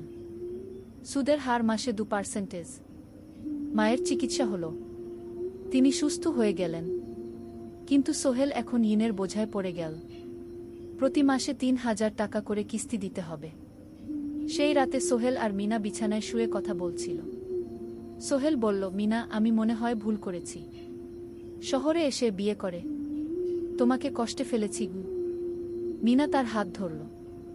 না সোহেল, তুমি ভুল করনি। জীবনে এরকম খারাপ সময় আসে, কিন্তু এটা কাটিয়ে ওঠাই হলো আসল শক্তি। আমরা একসাথে আছি, একসাথে থাকব, সবকিছু ঠিক হয়ে যাবে। মিনার কথায় সোহেল একটু সাহস পেল। হ্যাঁ, হাল ছাড়া যাবে না। 10ম অধ্যায়, আলোর দিকে। 3 মাস পরে পরিস্থিতি একটু ভালো হতে শুরু করল। আলী সাহেবের কোম্পানি একটা নতুন প্রজেক্ট পেল, একটা স্কুল বিল্ডিং বানানোর কাজ। কোম্পানি আবার স্থিতিশীল হতে শুরু করল। আলী সাহেব সোহেলকে ডেকে বললেন, সোহেল, আমি তোমার কঠোর পরিশ্রম দেখেছি, খারাপ সময়েও তুমি কোম্পানি ছেড়ে যাওনি। আমি কৃতজ্ঞ। আজ থেকে তোমার বেতন আবার 15,000 টাকা গু। সোহেল খুশি হয়ে গেল। ধন্যবাদ স্যার। মিনাও গ্রাজুয়েশন শেষ করল, ভালো ফলাফল করল। সে এখন চাকরি খুঁজছে। একদিন মিনা একটা প্রাইভেট স্কুলে শিক্ষিকার ইন্টারভিউ দিতে গেল। ইন্টারভিউ ভালো হলো, তাকে নিয়োগ দেওয়া হলো, বেতন 12,000 টাকা। সেদিন সন্ধ্যায় দুজনে মিলে একটা ছোট্ট পার্টি করল। একটা বিরিয়ানি কিনল, কোমল পানীয় কিনল, দুজনে মিলে খেল। আমরা পেরেছি সোহেল, মিনা বলল। হ্যাঁ, আমরা পেরেছি গু। এখন দুজনের মিলিয়ে আয় 27,000 টাকা। খরচ চালানোর পর প্রায় 10,000 টাকা বাঁচে। সোহেল এই টাকা দিয়ে লোন শোধ করতে শুরু করল। পার্ট টাইম কাজগুলো ছেড়ে দিল, শরীরের যত্ন নেওয়া শুরু করল। আরও 6 মাস পরে সোহেলের কাছে একটা বড় সুযোগ এলো। আলী সাহেব একদিন তাকে ডাকলেন। সোহেল, তুমি কি নিজের ব্যবসা করতে চাও? স্যার, আমি তোমাকে একটা ছোট্ট প্রজেক্ট দিতে চাই, একটা 3 তলা বিল্ডিংয়ের কনস্ট্রাকশন। তুমি ম্যানেজ করবে, আমি শুধু সুপারভাইজ করব। লাভের 50% তোমার গু। সোহেল ভাবল, এটা একটা বড় সুযোগ, কিন্তু ঝুঁকিও আছে। যদি কাজটা ভালোভাবে না হয়? স্যার, আমি চেষ্টা করব, কিন্তু যদি ভুল হয়? ভুল হবে না, আমি তোমার উপর বিশ্বাস রাখছি, তুমি পারবে গু। সোহেল রাজি হয়ে গেল। এই প্রজেক্ট তার জীবনে টার্নিং পয়েন্ট হতে পারে। 11 অধ্যায়, স্বপ্ন পূরণের পথে। পরের 6 মাস সোহেল খুব কঠোর পরিশ্রম করল। প্রজেক্টটা ম্যানেজ করা সহজ ছিল না। শ্রমিক নিয়োগ, ম্যাটেরিয়াল কেনা, কাজের তদারকি, সময়মতো কাজ শেষ করা, সব দায়িত্ব তার। প্রথম 2 মাস খুব চাপের মধ্যে গেল। একদিন একজন শ্রমিক কাজ করতে গিয়ে আহত হল। সোহেল তাকে হাসপাতালে নিয়ে গেল, তার চিকিৎসার খরচ দিল। এতে প্রজেক্টের বাজেট একটু বাড়ল, কিন্তু সোহেল জানত এটা করা দরকার। আরেকদিন ভুল ম্যাটেরিয়াল ডেলিভারি হলো। সোহেল সেগুলো ফেরত পাঠাল, সঠিক জিনিস আনাল। এতে 3 দিন দেরি হলো, কিন্তু কাজের মান ঠিক রইল। মিনা তাকে সবসময় সাপোর্ট করছিল। সে এখন চাকরিতে স্থিতিশীল, স্কুলের বাচ্চারা তাকে পছন্দ করে, প্রিন্সিপাল তার কাজে খুশি। প্রজেক্ট শেষ হলো 6 মাসে, সময়মতো বাজেটের মধ্যে। বিল্ডিংয়ের মালিক খুব খুশি হলেন। তিনি আলী সাহেবকে ধন্যবাদ দিলেন। আলী সাহেব বললেন, ধন্যবাদ আমাকে না, এই ছেলেকে দিন। সোহেল পুরো প্রজেক্ট ম্যানেজ করেছে। প্রজেক্ট থেকে মোট লাভ হলো 3 লাখ টাকা। সোহেল পেল 1.5 লাখ টাকা। তার জীবনে এত টাকা এই প্রথম। সে করিম মামার ঋণ শোধ করল, এনজিওর বাকি ঋণ শোধ করল। তারপর তার মাকে 50,000 টাকা পাঠাল। মা দিয়ে গ্রামের বাড়িটা একটু মেরামত করাল, বোন ঋতুর জন্য একটা ল্যাপটপ কিনল। বাকি টাকা দিয়ে সোহেল একটা ব্যাংক অ্যাকাউন্টে জমা রাখল ভবিষ্যতের জন্য। আলী সাহেব সোহেলকে আরও 2টো প্রজেক্ট দিলেন। এবার একটু বড়। সোহেল আত্মবিশ্বাসের সাথে সেগুলোও শেষ করল। 2 বছর পরে সোহেল সিদ্ধান্ত নিল, এবার নিজের কোম্পানি খোলার সময় এসেছে। দ্বাদশ অধ্যায়, নতুন শুরু। সোহেল তার সব জমানো টাকা দিয়ে একটা ছোট্ট অফিস ভাড়া নিল। 2 রুমের অফিস। একটা রুমে কাজের জায়গা, আরেকটায় ছোট্ট মিটিং রুম। অফিসের সামনে একটা বোর্ড লাগাল, Sohel construction and development. Mina তাকে সাহায্য করছিল। সে অফিসের অ্যাকাউন্টস দেখত সন্ধ্যায় স্কুল থেকে ফিরে। দুজন মিলে একটা টিম। প্রথমে ছোট ছোট কাজ নিল, বাড়ি মেরামত, দোকান সংস্কার, ছোট বিল্ডিং কনস্ট্রাকশন। কাজের মান ভালো রাখার চেষ্টা করল, সময়মতো শেষ করল, দাম ন্যায্য রাখল। ধীরে ধীরে সোহেলের সুনাম ছড়িয়ে পড়ল। মানুষ তাকে বিশ্বাস করত। তার কাছে নতুন নতুন কাজ আসতে লাগল। প্রথম বছর খুব কষ্ট হলো, কখনো লাভ হতো, কখনো লস। কিন্তু সোহেল থেমে থাকল না। সে শিখতে লাগল ব্যবসা কিভাবে চালাতে হয়। দ্বিতীয় বছরে পরিস্থিতি ভালো হলো। সোহেল এখন 3 জন স্থায়ী কর্মচারী নিয়োগ দিল। একজন ইঞ্জিনিয়ার, একজন সুপারভাইজার, একজন অফিস সহায়ক। তৃতীয় বছরে একটা বড় প্রজেক্ট পেল, একটা স্কুল বিল্ডিং বানানোর কাজ। 5 তলা বিল্ডিং। সোহেল পুরো মনোযোগ দিয়ে কাজটা করল। শ্রমিকদের ভালো বেতন দিল, ভালো ম্যাটেরিয়াল ব্যবহার করল, সময়মতো কাজ শেষ করল। স্কুল কর্তৃপক্ষ খুব খুশি হল। তারা সোহেলের কাজের প্রশংসা করল। এই প্রজেক্ট থেকে সোহেল প্রায় 5 লাখ টাকা লাভ করল। এই টাকা দিয়ে সে আরও ভালো একটা অফিস নিল, আরও কর্মচারী নিয়োগ দিল। এখন তার কোম্পানিতে 10 জন স্থায়ী কর্মচারী। প্রজেক্ট অনুযায়ী আরও শ্রমিক নিয়োগ দেওয়া হয়। ত্রয়োদশ অধ্যায়, পরিবার। এদিকে সোহেল আর মিনার সংসারেও খুশির খবর এলো। মিনা গর্ভবতী। 9 মাস পর তাদের একটা মেয়ে হলো। নাম রাখল সারা। সারা যখন জন্মাল, সোহেলের মা আর বোন চট্টগ্রামে এলো। মা 1 মাস থেকে গেলেন। মিনাকে সাহায্য করলেন। সোহেল এখন একটা বড় ফ্ল্যাট ভাড়া নিয়েছে। 3 রুমের ফ্ল্যাট। একটা রুমে সোহেল, মিনা, একটায় সারা, আরেকটায় অতিথি রুম। মায়ের জন্য সোহেল সিদ্ধান্ত নিল তাকে চট্টগ্রামে নিয়ে আসবে। গ্রামে একা থাকা ঠিক না। কিন্তু মা রাজি হলেন না। না বাবা, আমি গ্রামেই থাকব। এখানে আমার পরিচিত মানুষ আছে। তোর বোনকে নিয়ে যা। ও ঢাকায় পড়ছে, চট্টগ্রামে এনে ভালো কোথাও ভর্তি করিয়ে দেখি। সোহেল তাই করল। ঋতুকে চট্টগ্রাম বিশ্ববিদ্যালয়ে ভর্তি করিয়ে দিল। ঋতু এখন সোহেলের ফ্ল্যাটে থাকে, বিশ্ববিদ্যালয়ে পড়ে। সোহেলের মনে হলো তার জীবন এখন পরিপূর্ণ। স্ত্রী, মেয়ে, বোন সবাই তার কাছে। ব্যবসা ভালো চলছে। মা গ্রামে সুখে আছেন। চতুর্দশ অধ্যায়, সফলতার শিখরে। 5 বছর কেটে গেল। সোহেল এখন একজন সফল উদ্যোক্তা। তার কোম্পানি কি সোহেল কনস্ট্রাকশন অ্যান্ড ডেভেলপমেন্ট এখন চট্টগ্রামে বেশ পরিচিত। প্রায় 30 জন কর্মচারী তার অধীনে কাজ করে। সোহেল এখন শুধু ছোট প্রজেক্ট করে না, বড় বড় প্রজেক্টও করে। একটা 8 তলা বিজনেস কমপ্লেক্স বানানোর কাজ পেয়েছে। একটা হাসপাতাল বিল্ডিং বানাচ্ছে। মিনা এখনো স্কুলে পড়ায়। সে এখন ভাইস প্রিন্সিপাল। সাথে সোহেলের কোম্পানির অ্যাকাউন্টস ম্যানেজার। 2 জন মিলে ব্যবসা চালা। সারা এখন 4 বছরের। স্কুলে ভর্তি হয়েছে। খুব চালাক মেয়ে। ঋতু বিশ্ববিদ্যালয় থেকে গ্রাজুয়েট হয়ে একটা ব্যাংকে চাকরি পেয়েছে। একদিন আলী সাহেব